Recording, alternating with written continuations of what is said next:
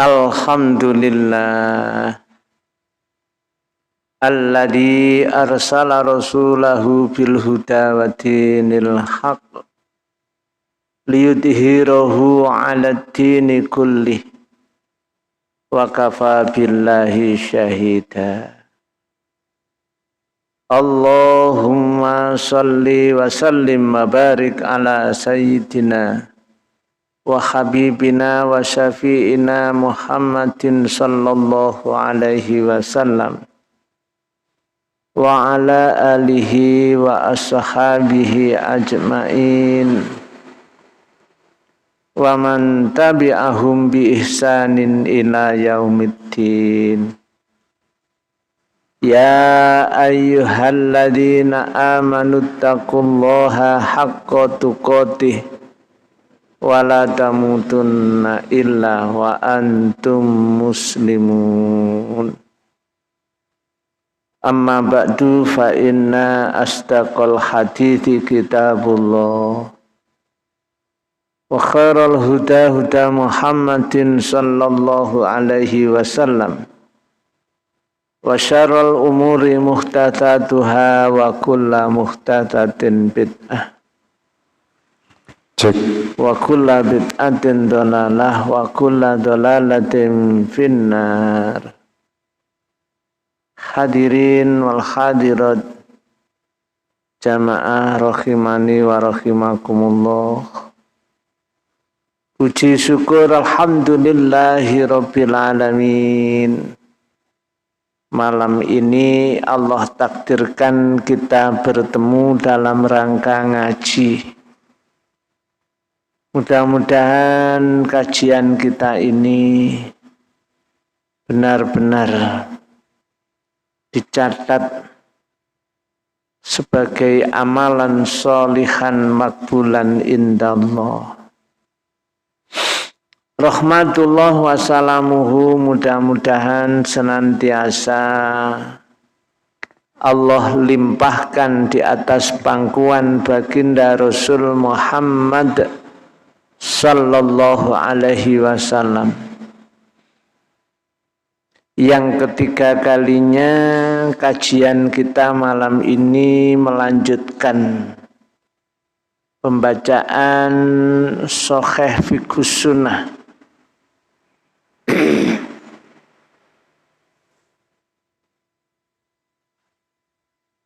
Coba dilihat halaman berapa?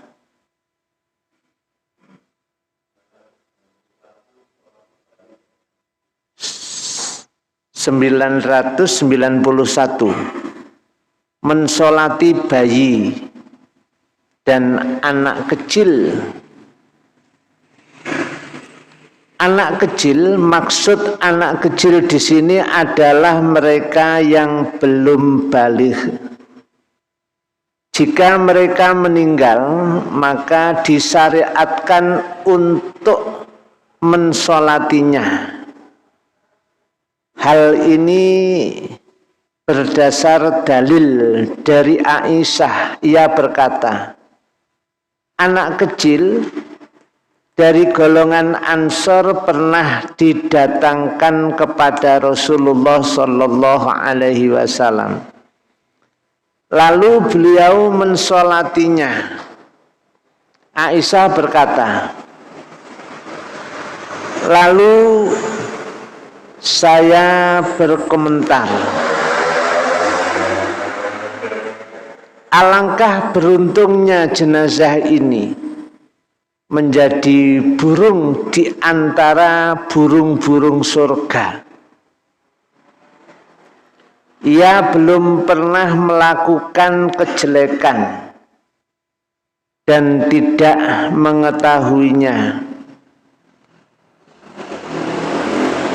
Rasul berkata, awa khairu dzalik ya Aisyah, khalaqallahu azza wa jalla al jannata wa khalaqalaha ahlan wa khalaqahum fi aslabi abaihim wa khalaqan naro wa khalaqalaha ahlan wa khalaqahum fi aslabi abaihim. Ayo kita perhatikan. Au ghairu dzalika ya Aisyah, atau selain itu wahai Aisyah. Khalaqa wus nyiptake sapa Allahu Allah azza kang maha luhur Allah, wa jalalan maha agung sapa Allah, al jannata Allah wus nyiptake swarga.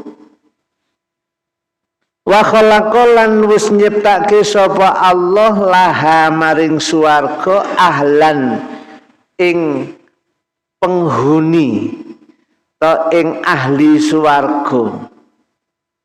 Wa khalaqahum lan wis nyiptake sapa Allah ing para ahli swarga fi aslabi abaihim ing dalem tulang rusuk utawa iga wekasing bapak-bapak ing ahli swarga. Wa khalaqa lan wis nyiptake sapa Allah annara ing neraka. Wa khalaqa lan wis nyiptake sapa Allah laha maring neraka, laha keduwene neraka ahlan ing penghuni neraka utawa ing ahli neraka. Wa khalaqahum lan wis nyiptake ing ahli neraka fi aslabi abaim ing dalem tulang rusuk ing bapak-bapak ing ahli neraka.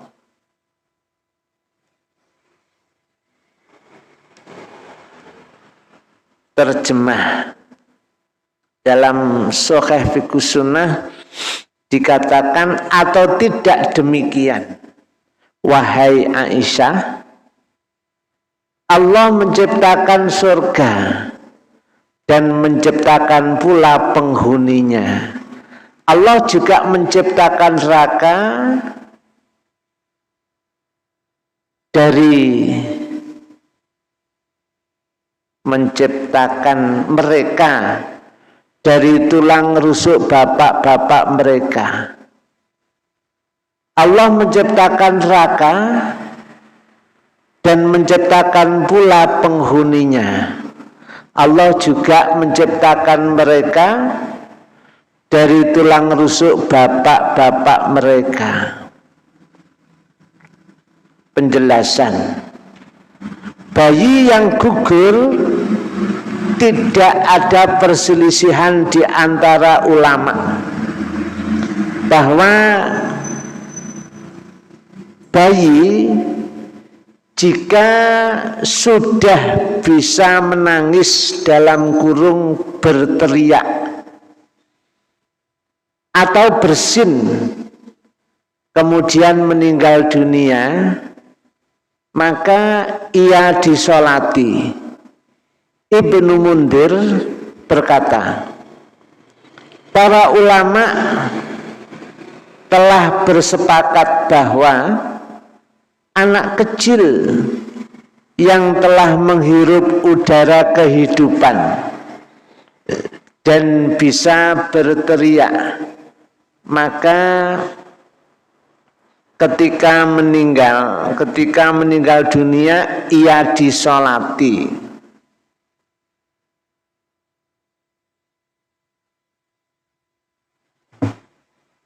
Ya, jadi anak kecil yang sudah menghirup kehidupan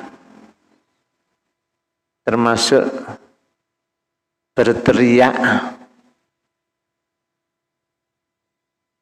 atau bersin, maka jika ia meninggal dunia maka tidak ada perselisihan, maka disyariatkan untuk disolati. Bisanya disolati tentunya ya dimandikan dulu, diwudukan, diwuduni, didusi, dikafani, kemudian disolati. Setelah disolati maka dimakamkan. Jadi itu enggak ada perselisihan ya. Bagian yang diperselisihkan ini yang diperselisihkan. Adapun yang diperselisihkan adalah jika bayi itu tidak berteriak. Nah, ini diperselisihkan. Dalam kurung bersuara.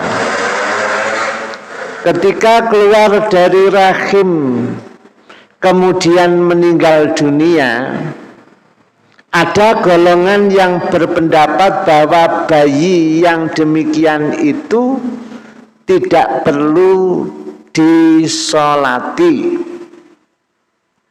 Berdasarkan hadis yang diriwayatkan dari Jabir bin Abdullah dan Ibnu Abbas,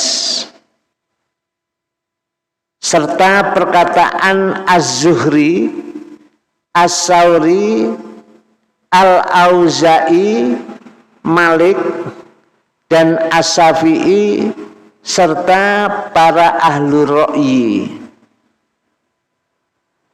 Mereka berdalil pula dengan hadis yang diriwayatkan dari Jabir bin Abdullah dan Mansur, tulisannya begitu ya, medine Mansur bin Mukrimah, bahwa Rasulullah Sallallahu Alaihi Wasallam bersabda, la yarisus sobiyu hatta yastahila sorihon.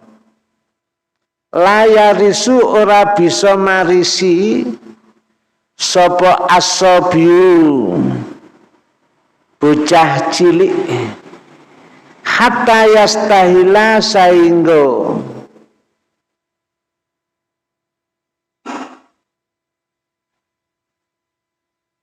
mampu sorihon halih bengok. Jadi diterjemahkan di sini, bayi yang meninggal dunia itu tidak mewarisi kecuali jika ia telah berteriak.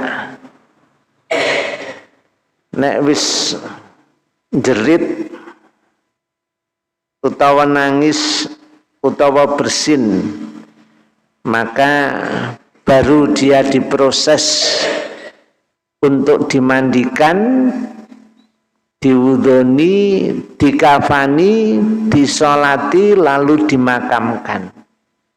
Kalau belum ya belum. Ini perselisihan pendapat ya. Demikian juga hadis Abu Hurairah dari Nabi, beliau bersabda, idastahala al mauludu warotha.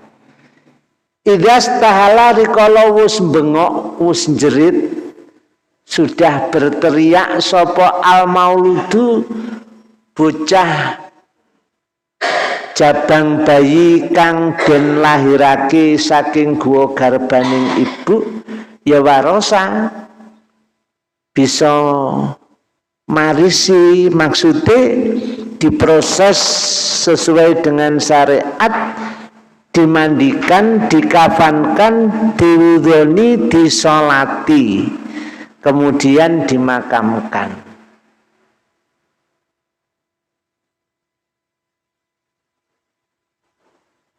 Adapun golongan yang berpendapat bahwa jenazah bayi itu harus disolati,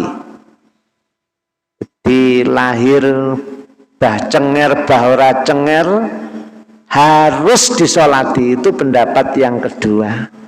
Pendapat yang pertama tadi ngenteni bengok pora, jerit pora, nangis poga, bersin apa gak. Kalau tidak, ya tidak disolati. Kalau sudah bersin, berteriak, menangis, baru diproses sesuai dengan syariat. Maksudnya dimandikan, diwudoni, dikafani, disolati, dimakamkan. Ini pendapat yang kedua. Pokok lahir tekok gua garbaning sang ibu, maka harus disolati. Iya.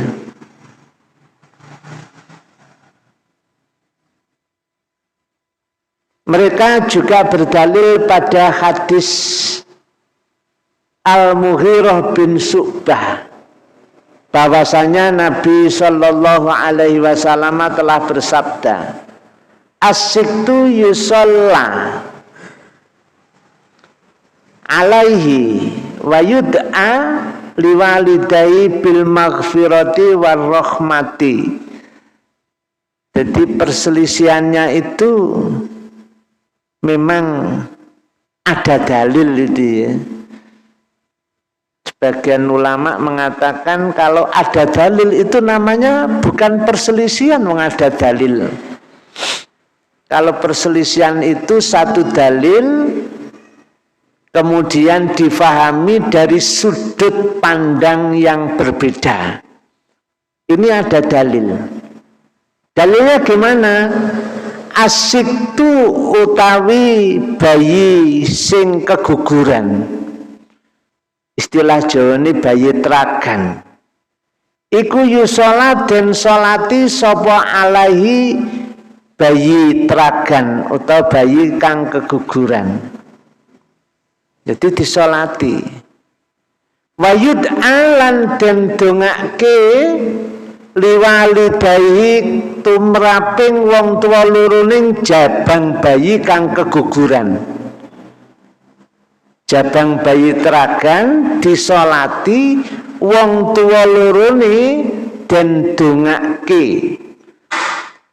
Nek dongake piye? Bil magfirah, disuwunke pangapura menyang Allah agar kedua orang tuanya Allah berkenan untuk mengampuninya. Warahmati, dan Allah melimpahkan rahmat kasih sayang kepada kedua orang tuane jabang bayi teragan. Jadi keguguran gurung wae lahir, meksa lahir, wis mati ternyata, atau ya urip dhisik tapi bajute terus mati hanya beberapa detik atau beberapa menit atau beberapa jam, mungkin beberapa hari dimasukkan open tapi ternyata meninggal. Walaupun teragan dalam keadaan sudah mati, lahir sudah meninggal, ataupun masih bertahan hidup beberapa saat teragan. Gurung wae lahir tapi urip, tapi berikutnya meninggal. Ini tetap jenazah bayi teragan keguguran itu disolati menurut hadis ini. Kemudian yang didoakan maghfirah itu bukan jabang bayinya, tapi justru kedua orang tuanya. Didoakan mudah-mudahan diampuni. Doa yang kedua untuk kedua orang tuanya adalah mudah-mudahan Allah melimpahkan rahmat kasih sayangnya kepada kedua orang tua jabang bayi. Dalam hal ini Ishaq ini ulama besar ya, membantah pendapat golongan pertama dengan mengatakan bahwa bayi yang bisa berteriak mendapatkan warisan. Adapun tentang mensolatinya, maka yang menjadi alasan adalah karena ia telah berbentuk jasad yang telah ditentukan apakah akan susah atau bahagia. Ini ya. Jadi itu Ishaq membantah kepada orang yang berpendapat boleh disolati kalau sudah bersuara, berteriak, menangis, mungkin bersin, baru bisa disolati. Kalau Ishaq enggak seperti itu. Panjenenganing ulama yang bernama Ishaq membantah pendapat golongan pertama dengan mengatakan bahwa bayi yang bisa berteriak mendapatkan warisan. Adapun tentang mensolatinya, maka yang menjadi alasan adalah karena ia sudah berbentuk jasad. Maksudnya apa? Bayi dalam rahim ibunya itu 40 hari berupa sperma. Itu keguguran belum bisa disolati, karena itu bukan menjadi ukuran. 40 hari kemudian berupa segumpal darah. 40 hari kemudian berupa segumpal daging. Kemudian Allah tiupkan ruh. Lah disitulah menurut SK ini wajib kalau keguguran usia 120 hari dalam rahim ibunya, kemudian teragan atau keguguran, maka wajib disolati. Gimana?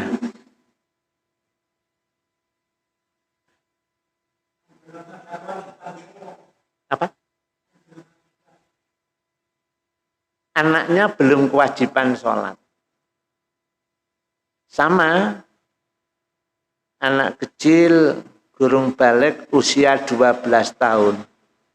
Piye ndawable nyolongan mabuk, dia itu belum dosa ya.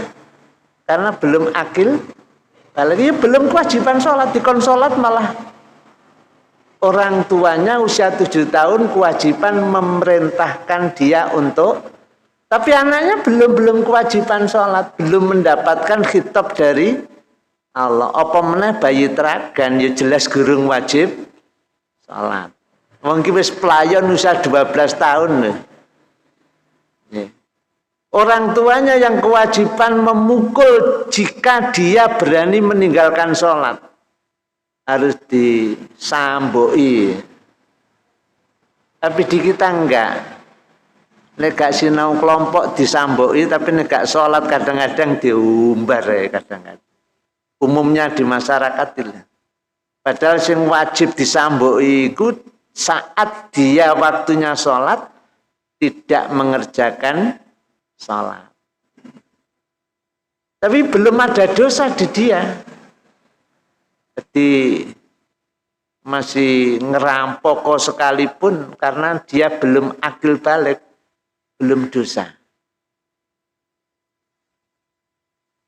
Ini untung nggak ada anak usia 12 tahun. Anak 12 tahun terus ndewablek gara-gara ucapanku bahaya kan. Akan tetapi kalau dia usia 11 tahun sudah ikhtilam, sudah mimpi indah atau mimpi basah atau keluar mani, maka dia wajib. Tapi walaupun usia 14 tahun belum ikhtilam, maka dia belum dosa. Walaupun melanggar syariat sak pirang-pirang. Wis nyolongan, mabukan pisan, wong tuane ngantek sumpah. Apakah dosa? Enggak, karena belum akil balik. Tapi kalau sudah usia 15 tahun, biarpun belum ikhtilam, belum mimpi indah, belum mimpi basah, belum keluar mani, maka dia tetap dikatakan akil balik karena batas usianya 15 tahun. Tapi 14, 13 itu ukurannya di ikhtilam. Tapi nek usia 15 tahun tidak nunggu ikhtilam. Iki dosa wisan ya. Gak terima dikaplok itu gak ya dilebokno penjara barang karena sudah akil balik. Gimana? Tapi Ishaq mengatakan kalau dia menerima warisan itu iya. Harus berteriak bersuara. Tapi kewajiban mensolatinya itu saat janin berusia 120 hari. Ini dalilnya ya. Asyiktu yusollah alaihi wa yud'a.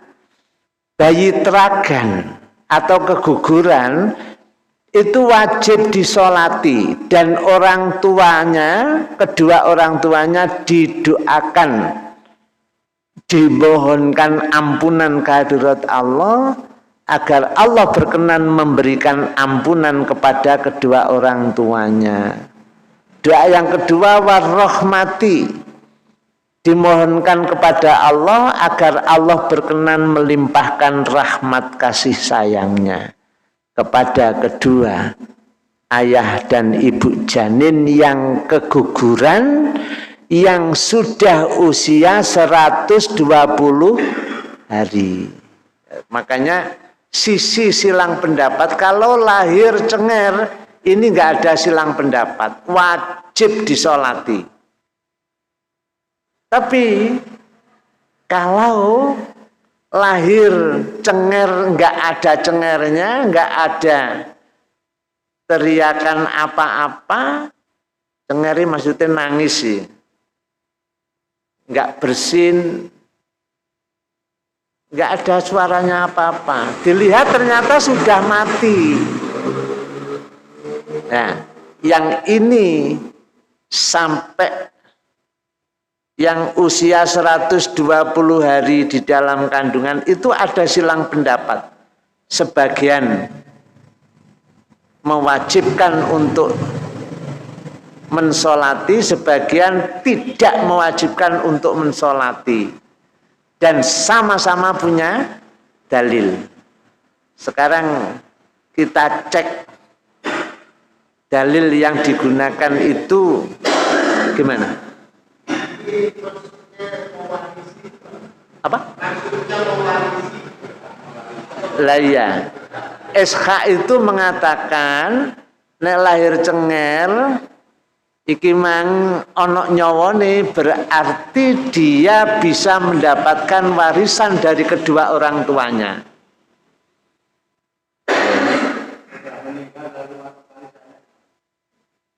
Kalau kemudian mati warisannya kemana? Ya kepada orang yang berhak menerima waris yang berikutnya ya. Nah, sing mati dhisik ini bapake berarti anake dapat warisan. Tapi nek sing mati dhisik anake berarti bapake dapat warisan dari anake. Karena sing mati dhisik anake. Lah warisan kondi? Warisan itu kok nggone ayah tiri ya, dan lain sebagainya. Itu memang pada satu saat nanti pas membahas bab waris, mudah-mudahan nanti kita bisa membahas itu ya. Sebelum masuk bab sana, kepingin dilok jenengan dilok dalam surah An-Nisa ayat yang ke-10 dan ke-11. Itu diterangkan panjang lebar. Allah langsung yang menjelaskan tentang masalah warisan. Di dalam surah An-Nisa ayat yang ke-10 dan ayat yang ke-11. Itu tentang hadis layarisus sobiu hatta yastahila, tidak bisa menerima waris kalau bayi itu lahir wis gak ono suarane. Nek si ono suarane si iso nampa waris. Sedangkan untuk mensolati itu bayi saat keguguran kalau sudah berbentuk jasading menungso, yakni 120 hari itu Allah sudah tiupkan ruh. Lah kalau sudah bernyawa otomatis wajib disolati menurut pendapat ulama yang bernama Ishaq. Jadi ukurannya itu sudah ditiupkan ruh kepada, ditiupkan ruh itu saat usia 120 hari. 120 hari. Karena 40 hari berupa air mani nempel di rahim ibu. Kemudian 40 hari kemudian berupa segumpal darah. 40 hari kemudian segumpal daging, dan Allah tiupkan ruh. Kulir ruh min amri Rabbi Muhammad. Nek menungso sing takon nang awakmu Muhammad tentang masalah ruh, jawaban Muhammad, kulir ruh min amri Rabbi. Ruh itu urusan Robku. Jadi kita semuanya ini tidak mengikuti ngurus ruh ya, karena ruh ini urusan Allah. Gimana? Terus berhenti.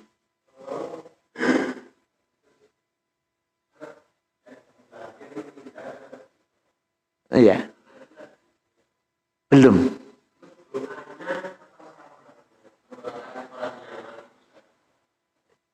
Doanya adalah memohonkan ampun kepada kedua orang tuanya, bukan kepada mayitnya, enggak. Tapi yang dimohonkan ampun kepada Allah ini adalah kedua orang tuanya. Dan yang dimohonkan rahmat agar Allah limpahkan rahmat kasih sayangnya ini adalah kedua orang tuanya. Nah, bukan bayi, bukan anak kecil. Allahumma ighfir lahu warhamhu. Jadi mayitnya yang dimohonkan ampunan kepada Allah. Allahumma ighfir lahu warhamhu wa'afihi wa'fu anhu waj'alhu jannata maswah birahmatika ya arhamar rahimin. Ini mayitnya. Tapi kalau anak kecil yang dimohonkan ampun dan dimohonkan rahmat ini adalah kedua orang tuanya. Maka Aisyah mengatakan betapa bahagianya ya, itu tadi kata Aisyah, yang anak kecil meninggal dunia dari kalangan sahabat Ansor dibawa kepada Nabi, kemudian Nabi mensolatinya. Gimana? Ya, jadi yang dimintakan ampunan itu bukan mayitnya, mayitnya gurung duwe dosa. Yang dimintakan ampunan ini adalah kedua orang tuanya. Apa? Iya. Jadi ini langsung ya, asyik tu yusolla alaihi wa yud'a liwalidayhi bil maghfirati war rahmati. Halaman 993. Itu kan ditulis asyik tu yusolla. Bayi teragan itu disolati. Wayud ali walidi, dan didoakan kedua orang tuanya. Doa apa? Bil maghfirati war rahmati. Itu hadisnya ya. Kita cek hadisnya tercatat berapa itu? 525 ya. 25 sahih ya hadisnya. Diriwayatkan oleh Imam At-Tirmidzi, ditulis dalam Sunan Tirmidzi hadis yang ke-1031. Sedangkan Sunan Nasa'i jilid yang keempat hadis yang ke-358, dicatat lagi hadis yang ke-360. Ibnu Majah hadis yang ke-1507 dan Musnad Ahmad jilid yang keempat hadis yang ke-247 sampai hadis yang ke-249 serta yang lainnya. Berarti sahih ini, dan hadisnya ulama-ulama pakar hadis meriwayatkan dalam sunannya. Imam Ahmad juga di dalam musnadnya. Jadi yang didoakan itu bukan mayitnya, tapi kedua orang tuanya. Gimana? Masih ada yang lain?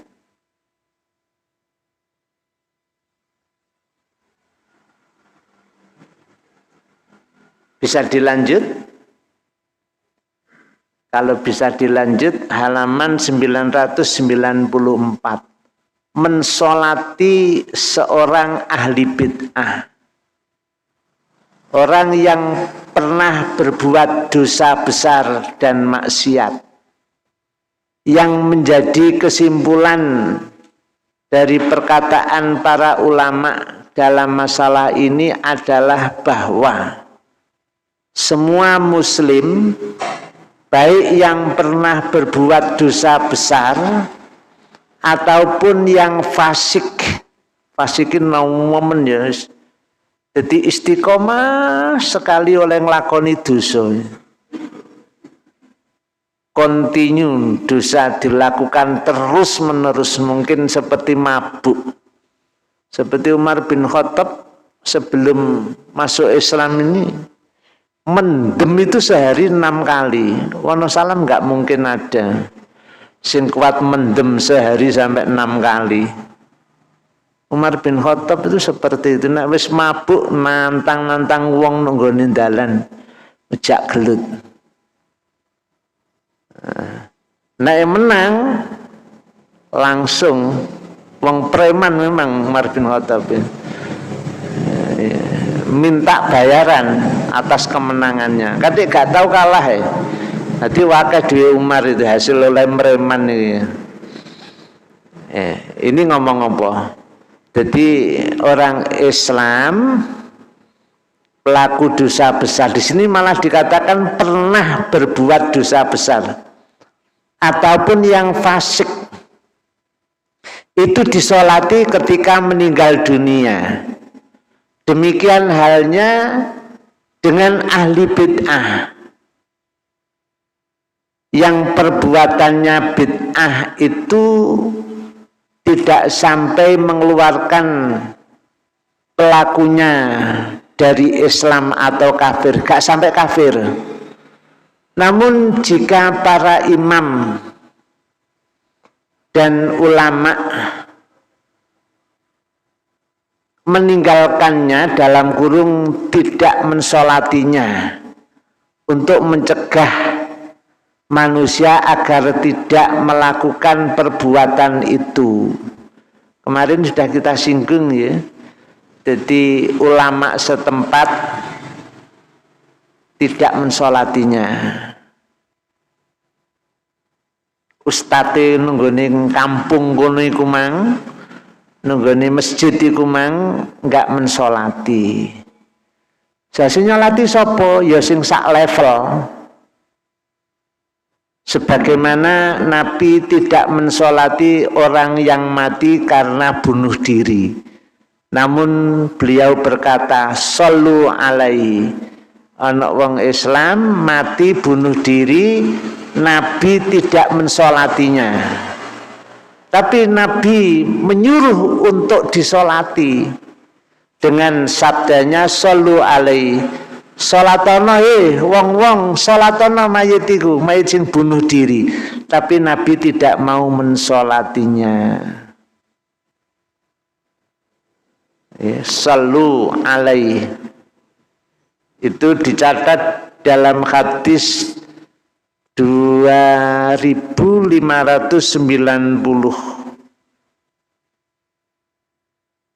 Al-Mudawwanah jilid 1 hadis yang ke-165. Dalam Al-Mughni jilid 2 hadis yang ke-355 dan Majmu' Fatawa jilid yang ke-24 hadis yang ke-289. Di sini tidak menerangkan kesohihannya, tapi menjelaskan itu ditulis di dalam beberapa kitab tadi ya. Al-Mudawwanah, Al-Mughni, Al-Majmu' Fatawa. Itu ya. Maksudnya Nabi itu menyuruh mensolatinya, tapi Nabi sendiri tidak mensolatinya. Itu tadi ahli bid'ah, orang yang fasik. Fasik itu artinya kan rusak. Kumang jadi oleh nglakoni dosa itu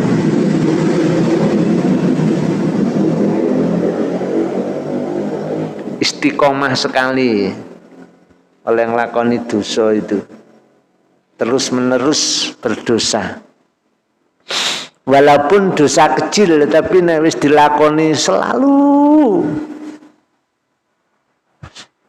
melakukan dosa, walaupun dosa kecil.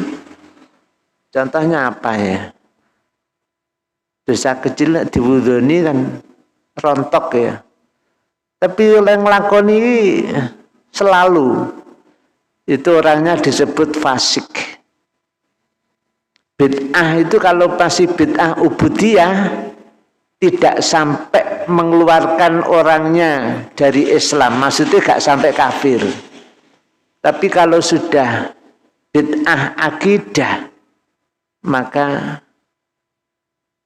bid'ah akidah itu mengeluarkan pelakunya dari kekafiran, mengeluarkan dari keislaman, menjadikan pelakunya itu kafir. Gimana? Pelaku dosa besar itu tidak sampai mengeluarkan pelakunya mengeluarkan pelakunya dari muslim menjadi kafir, enggak. Makanya Nabi masih menyuruh untuk mensolatinya. Gimana? Kayak wis mancing, man. Sudah mancing?